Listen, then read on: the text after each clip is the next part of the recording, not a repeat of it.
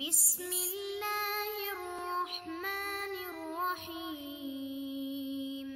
السلام علیکم ورحمۃ اللہ وبرکاتہ۔ امید ہے آپ سب بخیر و عافیت ہوں گے۔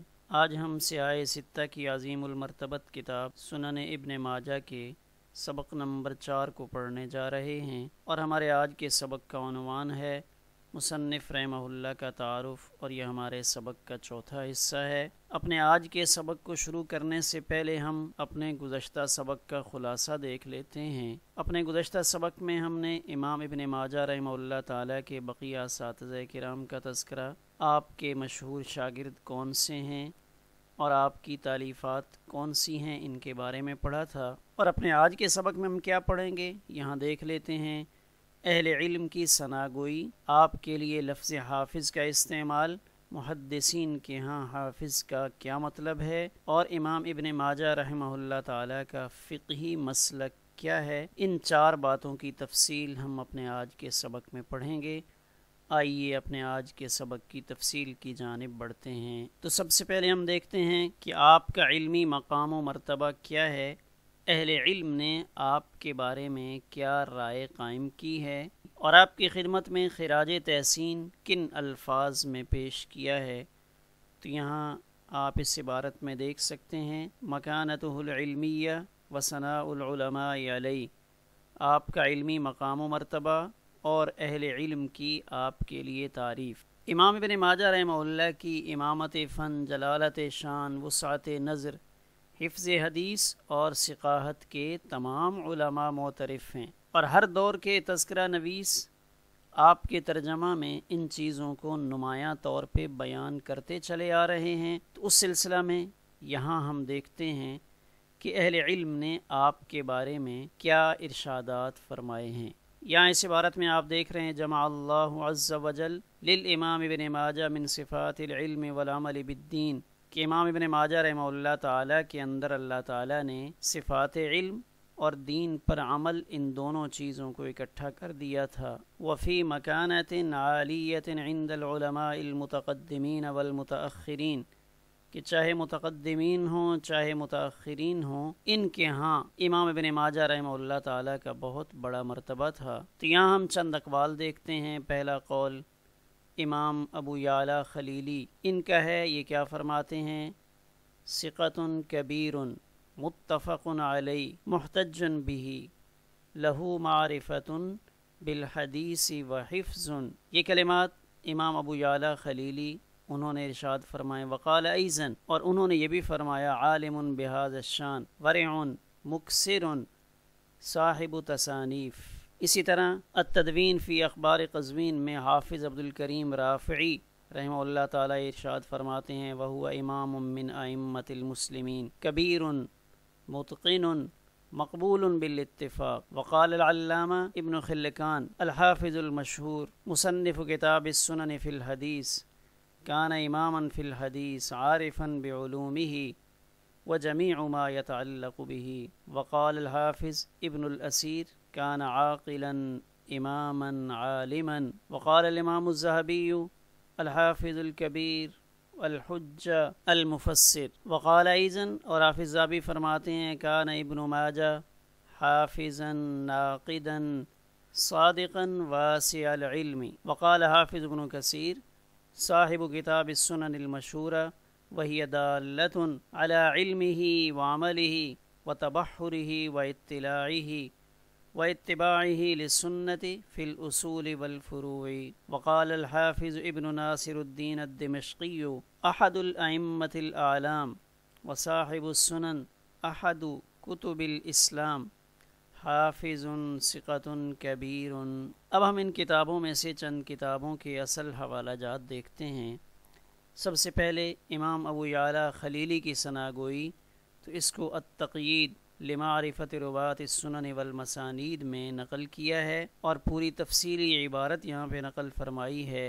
انبأ ابو زید واقد بن الخلیل ابن عبد اللہ ابن احمد ابن ابراہیم الخلیلی قال انبأ ابی واخبرنا الشیخ ابو الفتح اسماعیل بن عبد الجبار ابن ماک الماکی قال انبأ ابو یعلیٰ الخلیل بن عبد اللہ قال ابو عبد اللہ محمد بن یزید ويعرف بابن ماجہ مولا ربیہ عالم بهذا الشان ورع مکثر صاحب تصانیف فی التاریخ والسنن۔ تو یہ تعریف کے کلمات امام ابو یعلا خلیلی انہوں نے نقل فرمائے۔ اسی طرح مورخ کبیر عبد الکریم رافعی وہ التدوین فی اخبار قزوین میں یہ الفاظ نقل کرتے ہیں، وہو امام من ائمۃ المسلمین کبیر متقن مقبول بالاتفاق صنف التفسیر والتاریخ والسنن۔ اسی طرح مشہور مورخ ابن خلکان کی ثناگوئی یہاں دیکھ سکتے ہیں کہ جہاں انہوں نے امام ابن ماجہ رحمہ اللہ کا ترجمہ اپنی کتاب وفیات الاعیان کے اندر قائم فرمایا تو کیا فرماتے ہیں؟ کان اماما فی الحدیث عارفا بعلومہ وجمیع ما یتعلق بہ۔ اسی طرح مورخ کبیر حافظ ابن کثیر وہ اپنی مشہور کتاب البدایہ والنہایہ میں تحریر فرماتے ہیں کہ آپ کی کتاب السنن جو بہت مشہور ہے وہی دالۃ علی عملہ وعلمہ وتبحرہ واطلاعہ واتباعہ للسنت فی الاصول والفروع۔ اور یہاں نیچے یہ عبارت نقل فرمائی کان عالما بہذا الشان صاحب تصانیف۔ تو یہاں چند مشہور علماء رجال ان کے تعریفی کلمات جو امام ابن ماجہ رحمہ اللہ تعالیٰ کے بارے میں کہے گئے ان کو آپ کی خدمت میں پیش کیا گیا۔ اب ہم دیکھتے ہیں کہ آپ کی ثناگوئی میں اہل علم نے ایک لفظ استعمال فرمایا ہے الحافظ الکبیر۔ تو ہمارے ہاں حافظ کا لفظ معروف ہے، لیکن یہاں حافظ قرآن مجید کے حفظ کرنے والے کو مراد لیا جاتا ہے۔ محدثین میں سے کسی کے لیے احادیث مبارکہ میں حافظ کا لفظ کس شان کے شخص کے لیے استعمال کیا جاتا ہے اس کی تفصیل کو ہم یہاں دیکھتے ہیں۔ آپ کے لیے لفظ حافظ جو محدثین کے لیے استعمال کیا جاتا ہے اس کی تفصیل یہاں موجود ہے۔ یہ کتاب آپ کے سامنے ہے، تذکرۃ الحفاظ و تبصرۃ الایقاظ۔ تو اس میں یہاں یہ ذکر کیا الحافظ لہ معنیان، معنی فی اللغۃ و معنی فی الاصطلاح و معنی فی اصطلاح المحدثین۔ تو ایک معنی لغوی ہے اور ایک معنی جو محدثین کی اصطلاح میں اس کے لیے طے ہوا ہے۔ فہو فی اللغۃ، لغت میں اس کا معنی کیا ہے؟ من کثر حفظہ، لغوی اعتبار سے حافظ اسے کہا جاتا ہے جس کے حافظہ میں بہت کچھ محفوظ ہو، یعنی بہت ساری احادیث جس کے حافظہ میں محفوظ ہوں گی اس کو حافظ کہا جائے گا۔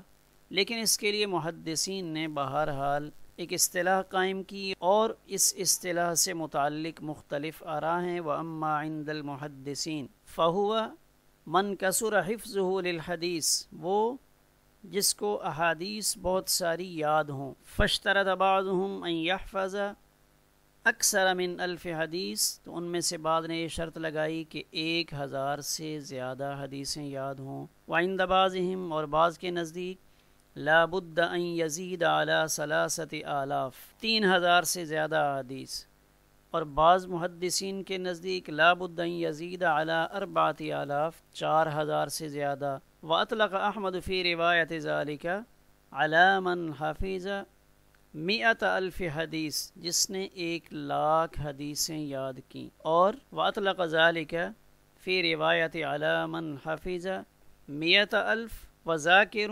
ب200,000۔ تو ایک جگہ 100,000 حدیث کا تذکرہ اور دوسری جگہ 200,000 احادیث کا تذکرہ موجود ہے، یعنی حافظ الحدیث وہ کہلائے گا جس کو اتنی مقدار میں احادیث یاد ہوں۔ اب یہاں مزید دیکھتے ہیں کہ یہاں من حافظ 300,000، 300,000 حدیثیں حافظ الحدیث کے لیے ذکر کیں۔ واشار فی روایت الی انہ من حافظ 10,000، اور ایک روایت میں 10,000 احادیث یاد کرنے والے کو حافظ الحدیث کہا گیا۔ وقال به، اور اسی کی قائل ہے محدثین کی ایک بہت بڑی جماعت، یعنی 10,000 احادیث کو یاد کرنے والا وہ حافظ الحدیث کہلائے گا۔ وقال بعضهم، اور دوسرے درجے میں من زاد علی 1000 حدیث فهو حافظ، جس نے 1000 سے زیادہ حدیثیں یاد کی وہ حافظ کہلائے گا۔ والمختار کہہ کر مصنف رحمہ اللہ تعالی اس مسئلہ میں اپنی رائے پیش کرنا چاہتے ہیں کہ حافظ الحدیث محدثین کی اصطلاح میں کون ہے؟ من حفظ جملۃ عالیۃ، کہ جس نے احادیث مبارکہ میں اہم اور مہم احادیث کو، دوسرے لفظوں میں ہم یوں کہہ لیں کہ ایسی احادیث مبارکہ جن کی سند اور متن میں اضطراب نہ ہو، یا یوں بھی کہہ سکتے ہیں کہ ایسی احادیث مبارکہ جو اسناد کے اعتبار سے قوی ہوں، ان کو یاد کرنے والا حافظ الحدیث کہلائے گا۔ کما ان الفقیہ یطلق، جیسے فقیہ کا اطلاق ایسے شخص پر ہوتا ہے، من عرف جملۃ عالیۃ من مسائل الفقہ، جو فقہ کے مسائل میں سے اہم و مہم یعنی اصولی مسائل کو سمجھ لے اور ان اصول کے ذریعے فروع کے استنباط پر قادر ہو۔ اس کے بعد ہم دیکھتے ہیں کہ امام ابن ماجہ رحمہ اللہ تعالیٰ کا فقہی مسلک کیا تھا۔ تو اس فقہی مسلک سے متعلق پہلے ہم حضرت شاہ ولی اللہ محدث دہلوی ان کی رائے دیکھتے ہیں۔ تو یہاں دیکھیں، پہلے انہوں نے امام بخاری رحمہ اللہ تعالیٰ کے بارے میں اپنی رائے قائم کی، اور پھر وَأَمَّا أَبُو داود وَالتِّرْمِذِيُّ فَهُمَا مُجْتَہِدَان، کہ امام ابو داود اور امام ترمذی رحمہم اللہ یہ دونوں تو مجتہد ہیں، اور منتسبان الی احمد و اسحاق، امام احمد ابن حنبل اور امام اسحاق راہوی، ان کی طرف ان کی نسبت کی جاتی ہے، یعنی مجتہد بھی ہیں، اور اجتہاد کی اہلیت کے باوجود ان کا انتساب امام احمد ابن حنبل اور امام اسحاق راہوی کی طرف ہے۔ وَكَذَلِكَ ابن ماجہ وَالدَّارِمِيُّ فِيمَا نَرَى وَاللَّهُ أَعْلَمُ۔